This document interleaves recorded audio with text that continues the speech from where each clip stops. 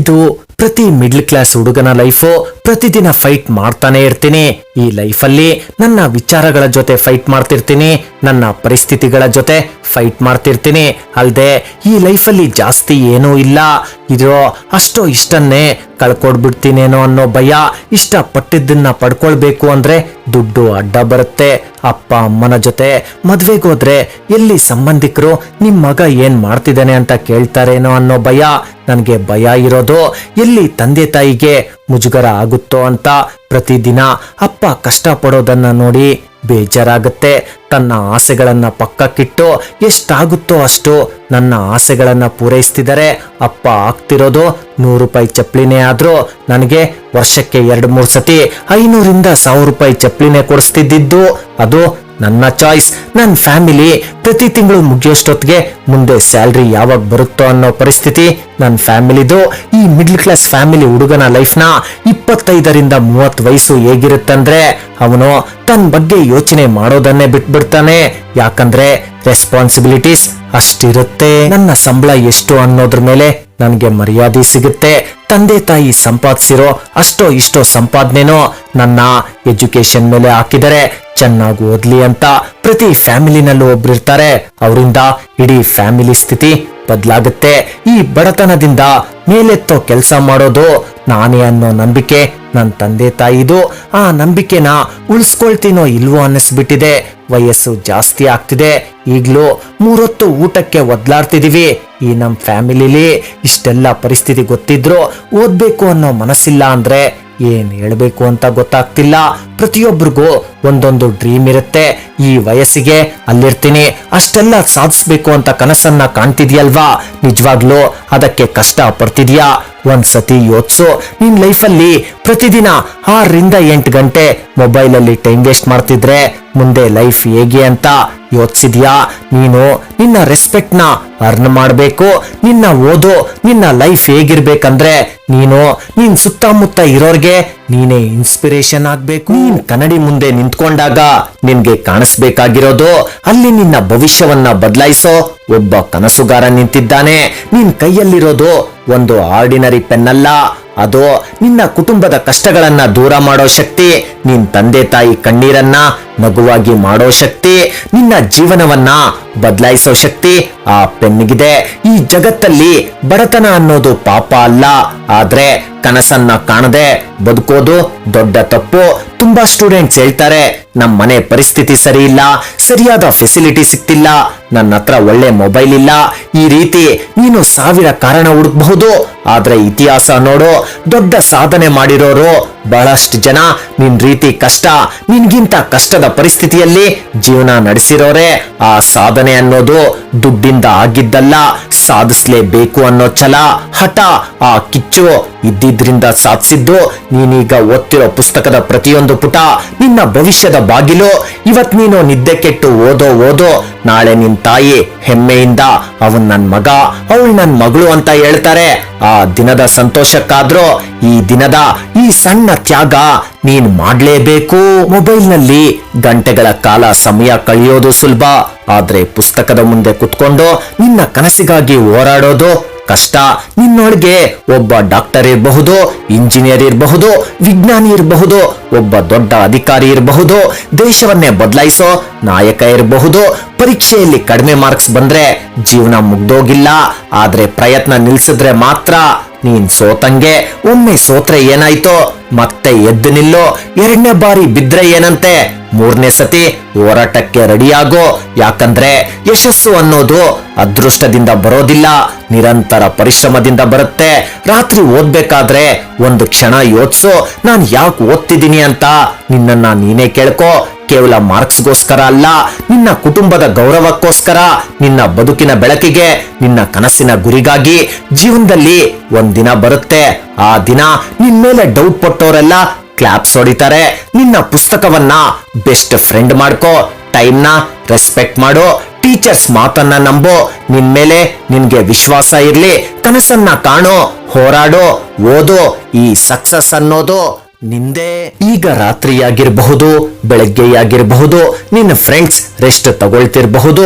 ಕೆಲವರು ಮೊಬೈಲಲ್ಲಿ time pass ಮಾಡ್ತಿರಬಹುದು, ಆದ್ರೆ ನೀನು ಒಂದು ಕನಸಿಗಾಗಿ ಇನ್ನು ಪುಸ್ತಕದ ಮುಂದೆ ಕುಳಿತಿದ್ಯಾ. ಯಾಕಂದ್ರೆ ನಿನಗೆ ಗೊತ್ತು, ಇವತ್ತಿನ ತ್ಯಾಗನೇ ನಾಳೆಯ ವಿಜಯ. ಕೆಲವೊಂದ್ಸತಿ ಅನ್ಸುತ್ತೆ, ನನ್ ಕೈಯಲ್ಲಿ ಆಗುತ್ತಾ, ಅಂದ್ಕೊಂಡಷ್ಟು ಮಾರ್ಕ್ಸ್ ಬರುತ್ತಾ, ಇಷ್ಟೆಲ್ಲ ಕಷ್ಟ ಪಡ್ತಿದ್ದೀನಿ ಅಂತ. ಆ ಟೈಮಲ್ಲಿ ನೆನ್ಪಿಟ್ಕೋ, ಬೀಜ ಮಣ್ಣಲ್ಲಿ ಊತೋದಾಗ ಆ ಬೀಜ ಸಾಯಲ್ಲ, ಅದು ಬೆಳೆಯುತ್ತೆ. ನಿನ್ನ ಎಫರ್ಟ್ ಯಾರಿಗೂ ಕಾಣದೇ ಇರಬಹುದು, ಆದ್ರೆ ನಾಳೆ ನಿನ್ನ ಯಶಸ್ಸು ಎಲ್ಲರ ಕಣ್ಣಿಗೆ ಕಾಣಿಸುತ್ತೆ. ನಿನ್ ತಂದೆ ತಾಯಿ ನಿನ್ನ ಭವಿಷ್ಯಕ್ಕಾಗಿ ಎಷ್ಟೋ ಕನಸುಗಳನ್ನ ಕಟ್ಕೊಂಡಿದ್ದಾರೆ. ಅವ್ರ ಸುಸ್ತಾದ ಮುಖ ನೋಡು, ಅವ್ರ ಕಣ್ಣಲ್ಲಿರೋ ನಿರೀಕ್ಷೆ ನೋಡು, ಅದು ನಿನ್ಗೆ ಓದೋ ಶಕ್ತಿ ಕೊಡುತ್ತೆ. ನೀನ್ ನಿನ್ನ ಬುಕ್ಸ್ ನಲ್ಲಿ ಓದ್ತಿರೋ ಪ್ರತಿ ಪುಟ ನಿನ್ನ ಭವಿಷ್ಯದ ಒಂದು ಅಧ್ಯಾಯ. ನಿನ್ನ ಪ್ರತಿಯೊಂದು ಗಂಟೆ ಓದು, ಪ್ರತಿಯೊಂದು ನಿದ್ದೆಯ ತ್ಯಾಗ, ಪ್ರತಿಯೊಂದು ಪ್ರಯತ್ನ ನಿನ್ನ ಯಶಸ್ಸಿನತ್ತ ಒಂದ್ ಹೆಜ್ಜೆ ಹತ್ತಿರಕ್ಕೆ ಕರ್ಕೊಂಡೋಗುತ್ತೆ. ಒಂದ್ ದಿನ ಬರುತ್ತೆ, ಆ ದಿನ ರಿಸಲ್ಟ್ ಅನೌನ್ಸ್ ಆಗತ್ತೆ, ನಿನ್ನ ಹೆಸರು ಟಾಪರ್ಸ್ ಲಿಸ್ಟ್ ಅಲ್ಲಿರುತ್ತೆ. ಆ ಕ್ಷಣ ಜನರು ನಿನ್ನ ಅದೃಷ್ಟವನ್ನ ಹೊಗಳ್ತಾರೆ, ಆದ್ರೆ ಅವ್ರಿಗೆ ಗೊತ್ತಿರಲ್ಲ ಆ ಯಶಸ್ಸಿನ ಹಿಂದೆ ಎಷ್ಟು ನಿದ್ರೆ ಇಲ್ಲದ ರಾತ್ರಿಗಳು ನಿಂದಿದ್ವು ಅಂತ, ಎಷ್ಟು ಕಣ್ಣೀರಿತ್ತು ಅಂತ, ಎಷ್ಟು ಸತಿ ಸೋತ್ರು ಮತ್ತೆ ಎದ್ದು ನಿಂತೆ ಅಂತ. ಅದಕ್ಕೆ ಇವತ್ತು ಸುಸ್ತಾಗಿದ್ರು ನಿಲ್ಬೇಡ, ನಿರಾಸೆಯಿಂದ ಇವತ್ತಿನ ಅವಕಾಶ ಕೈ ಚೆಲ್ಬೇಡ. ನಿಧಾನವಾದ್ರೂ ಪರವಾಗಿಲ್ಲ, ಆದ್ರೆ ಕನಸಿನ ದಾರಿಯಿಂದ ಹಿಂದಿರುಗಬೇಡ. ಯಾಕಂದ್ರೆ ಸಾಮಾನ್ಯ ಜನರು ನಿದ್ದೆ ಮಾಡೋ ಟೈಮಲ್ಲಿ ಅಸಾಮಾನ್ಯ ಜನ ತಮ್ಮ ಭವಿಷ್ಯವನ್ನ ನಿರ್ಮಿಸ್ಕೊಳ್ತಾರೆ. ಬುಕ್ ತೆಗಿ, ಇನ್ನೊಂದ್ ಲೆಸನ್ ಓದು, ಇನ್ನೊಂದ್ ಹೆಜ್ಜೆ ಮುಂದೆ ಇಡು. ಯಾಕಂದ್ರೆ ನಿನ್ನ ಕನಸು ನಿನ್ನನ್ನ ಕಾಯುತ್ತೆ, ನಿನ್ನ ಯಶಸ್ಸು ನಿನ್ನನ್ನ ಕಾಯುತ್ತೆ. ಒಂದಿನ ಇಡೀ ಜಗತ್ತು ನಿನ್ನ ಕಥೆಯಿಂದ ಪ್ರೇರಣೆ ಪಡೆಯುತ್ತೆ. ಇವತ್ತಿನ ನಿನ್ನ ನೋವು ತಾತ್ಕಾಲಿಕ, ಆದ್ರೆ ಯಶಸ್ಸು ಶಾಶ್ವತ. ಇವತ್ತು ಓದು, ನಾಳೆ ಇತಿಹಾಸ ಸೃಷ್ಟಿ ಮಾಡು. ಒಂದು ಚಿಕ್ಕ ಹಳ್ಳಿ, ಮಣ್ಣಿನ ಮನೆ. ಮಳೆ ಬಂದ್ರೆ ಮೇಲ್ಚಾವಣಿಯಿಂದ ನೀರು ಮನೆ ಒಳಗೆ ಬೀಳ್ತಿತ್ತು, ಆದ್ರೆ ಆ ಮನೆಯಲ್ಲಿದ್ದ ಒಬ್ಬ ಹುಡುಗನ ಕನಸು ಮಾತ್ರ ಆಕಾಶಕ್ಕಿಂತ ದೊಡ್ಡದು. ಆ ಹುಡುಗನ ತಂದೆ ರೋಡ್ ಸೈಡ್ ಅಲ್ಲಿ ಟೀ ಮಾರ್ತಿದ್ರು, ತಾಯಿ ಮನೆ ಕೆಲ್ಸಕ್ಕೆ ಹೋಗ್ತಿದ್ರು.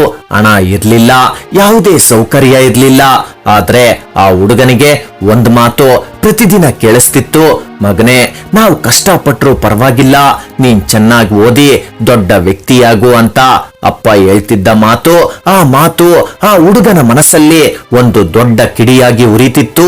ಸ್ಕೂಲ್ಗೆ ಹೋಗ್ಬೇಕಾದ್ರೆ ಎಷ್ಟೋ ಸತಿ ಚಪ್ಪಲಿ ಇರ್ಲಿಲ್ಲ, ರಾತ್ರಿ ಓದೋಕೆ ಸರಿಯಾಗಿ ಕರೆಂಟ್ ಇರ್ತಿರ್ಲಿಲ್ಲ, ಎಷ್ಟೋ ಸತಿ ಬೀದಿ ದೀಪದ ಕೆಳಗೆ ಕುಳಿತು ಓದ್ತಿದ್ದ. ಆ ಹುಡುಗ ತನಗ್ ತಾನೇ ಹೇಳ್ಕೊಳ್ತಿದ್ದ, ಇವತ್ ನಾನು ಬಡವ ಇರಬಹುದು, ಆದ್ರೆ ನನ್ನ ಕನಸು ಬಡವ ಅಲ್ಲ. ವರ್ಷಗಳು ಕಳೀತು, ಡಿಗ್ರಿ ಮುಗಿಸ್ಕೊಂಡು UPSC ಕನಸಿಗಾಗಿ ಸಿಟಿಗೆ ಬಂದ. ಅಲ್ಲಿ ಜೀವನ ಇನ್ನು ಕಷ್ಟ ಆಯ್ತು. ಒಂದು ಚಿಕ್ಕ ರೂಮು, ಅದರಲ್ಲಿ 3 ಜನ ವಾಸ. ಬೆಳಗ್ಗೆ ಟೀ ಅಂಗಡಿಯಲ್ಲಿ ಕೆಲಸ, ರಾತ್ರಿ ಓದೋದು. ಎಷ್ಟೋ ಸತಿ ಹಸಿದ ಹೊಟ್ಟೆಯಲ್ಲೇ ನಿದ್ರೆ, ಎಷ್ಟೋ ಸತಿ ಆ ಹುಡುಗನ ಕಣ್ಣೀರ ಜೊತೆ ಇರ್ತಿದ್ದಿದ್ದು ಆತನ ಪುಸ್ತಕ. ಆದ್ರೆ ಅವನು ನಿಲ್ಲಿಲ್ಲ. ಫಸ್ಟ್ ಅಟೆಂಪ್ಟ್ ನಲ್ಲಿ ಫೇಲ್ ಆಯ್ತು. ರಿಸಲ್ಟ್ ನೋಡಿ ಕಣ್ಣೀರ್ ಬರೋಕೆ ಸ್ಟಾರ್ಟ್ ಆಯ್ತು. ತಾಯಿಗೆ ಫೋನ್ ಮಾಡಿ ಹೇಳೋ ಧೈರ್ಯ ಅವನ್ಗಿರ್ಲಿಲ್ಲ, ಆದ್ರೆ ಆತನ ತಾಯಿ ಹೇಳಿದ ಒಂದ್ ಮಾತು ನೆನ್ಪಿತ್ತು, ಮಗನೇ, ಯಾರ ಪ್ರಯತ್ನ ನಿಲ್ಲಿಸ್ತಾರೋ ಅವರೇ ಸೋತಂಗೆ ಅಂತ. ಆ ಮಾತು ಅವನ ಜೀವನವನ್ನೇ ಬದಲಾಯಿಸ್ತು. ಮತ್ತೆ ಸ್ಟಾರ್ಟ್ ಮಾಡ್ದ. ಜೊತೆಗಿದ್ದ ಕೆಲವು ಫ್ರೆಂಡ್ಸ್ಗೆ ಮದ್ವೆ ಆಯ್ತು. ಮತ್ತೆ ಕೆಲವರು ಇದ್ ನಮ್ ಕೈಯಲ್ಲಿ ಆಗಲ್ಲ ಅಂತ ಬೇರೆ ಜಾಬ್ಗೆ ಸೇರ್ಕೊಳ್ತಾರೆ. ಆದ್ರೆ ಈ ಹುಡುಗ ಇನ್ನು ಪುಸ್ತಕಗಳ ಜೊತೆ ಯುದ್ಧ ಮಾಡ್ತಿದ್ದ. ಮತ್ತೆ 2ನೇ ಅಟೆಂಪ್ಟ್ ನಲ್ಲಿ ಮತ್ತೆ ಫೇಲ್ ಆದ. ಈ ಸತಿ ಅಂತೂ ತುಂಬಾ ಜನ ಹೇಳಿದ್ರು, ಬಿಡೋ, ಇದು ನಮ್ಮಂತವ್ರಿಗಲ್ಲ ಅಂತ. ಆ ರಾತ್ರಿ ಅವನು ಕನ್ನಡಿಯಲ್ಲಿ ತನ್ನನ್ ತಾನೇ ನೋಡ್ಕೊಂಡು ಒಂದು ಮಾತು ಹೇಳ್ಕೊಂಡ, ಈ ನನ್ನ ಪರಿಸ್ಥಿತಿ ನನ್ನ ಭವಿಷ್ಯವನ್ನ ನಿರ್ಧಾರ ಮಾಡಲ್ಲ, ನನ್ನ ಪರಿಶ್ರಮ ಅದನ್ನ ನಿರ್ಧರಿಸುತ್ತೆ ಅಂತ. ಮತ್ತೆ ಎಕ್ಸ್ಟ್ರಾ ಎಫರ್ಟ್ ಹಾಕೋಕೆ ಸ್ಟಾರ್ಟ್ ಮಾಡ್ದ. ಮೊಬೈಲ್ ಆಫ್, ಸೋಷಿಯಲ್ ಮೀಡಿಯಾದಿಂದ ಆಫ್. ಹಗಲು ರಾತ್ರಿ ಒಂದೇ ಗುರಿ, ಅದು UPSC. ನೆಕ್ಸ್ಟ್ 3ನೇ ಪ್ರಯತ್ನ. ರಿಸಲ್ಟ್ ದಿನ ಅವನ ಕೈಗಳು ನಡುತ್ತಿತ್ತು, ಹೃದಯ ಜೋರಾಗಿ ಬಡ್ಕೊಳ್ತಿತ್ತು. ರೋಲ್ ನಂಬರ್ ಹಾಕಿ ಸರ್ಚ್ ಕೊಡ್ತಾನೆ. IAS ಆಗಿ ಸೆಲೆಕ್ಟ್ ಆದ ಕ್ಷಣ, ಆ ಕ್ಷಣ ಅವನು ಅತ್ತ. ರಿಸಲ್ಟ್ ಕೇಳಿ ತಂದೆ ತಾಯಿ ಟೀ ಅಂಗಡಿಯಲ್ಲೇ ಖುಷಿಯಾಗಿ ಕಣ್ಣೀರಿಟ್ರು. ಆ ದಿನ ಬಡತನ ಸೋತಿತ್ತು, ಪರಿಶ್ರಮ ಗೆದ್ದಿತ್ತು. ಆ ಹುಡುಗ ಈ ದಿನ IAS ಆಫೀಸರ್. ಒಂದ್ ಟೈಮಲ್ಲಿ ಬೀದಿ ದೀಪದ ಕೆಳಗೆ ಓದ್ತಿದ್ದ ಹುಡುಗ ಇಂದು ಸಾವಿರಾರು ವಿದ್ಯಾರ್ಥಿಗಳಿಗೆ ಬೆಳಕಾಗಿದ್ದಾನೆ. ನಿನ್ನ ಹತ್ರ ಹಣ ಇರ್ಬೇಕಾಗಿಲ್ಲ, ಇಂಗ್ಲಿಷ್ ಫ್ಲೂಯೆನ್ಸಿ ಇರ್ಬೇಕಾಗಿಲ್ಲ, ದೊಡ್ಡ ಬ್ಯಾಕ್ ಗ್ರೌಂಡ್ ಇರ್ಬೇಕಾಗಿಲ್ಲ, ಆದ್ರೆ ಒಂದು ಕನಸಿರ್ಬೇಕು. ಅದಕ್ಕಾಗಿ ನಿದ್ದೆ ಮರೆತು ಹೋರಾಡೋ ಧೈರ್ಯ ಇರಬೇಕು. ಕಷ್ಟಪಟ್ಟು ಓದಿದವರ ಕೈಯಲ್ಲಿ ಒಂದಿನ ದೇಶದ ಭವಿಷ್ಯ ಬರೆಯಲ್ಪಡುತ್ತೆ. ಇವತ್ ನೀನು ಓದ್ತಿರೋ ಚಿಕ್ಕ ರೂಮ್ ನಾಳೆ ನಿನ್ನ ಸಕ್ಸಸ್ ಸ್ಟೋರಿ ಹೇಳುತ್ತೆ. ಎದ್ದೇಳು, ಪುಸ್ತಕ ತೆಗಿ, ನಿನ್ನ ಕನಸಿಗಾಗಿ ಹೋರಾಡೋ. ಮುಂದೊಂದ್ ದಿನ ನಿನ್ ಕತೆ ಇನ್ನೊಬ್ಬ ಸ್ಟೂಡೆಂಟ್ಗೆ ಇನ್ಸ್ಪಿರೇಷನ್ ಆಗಿರುತ್ತೆ.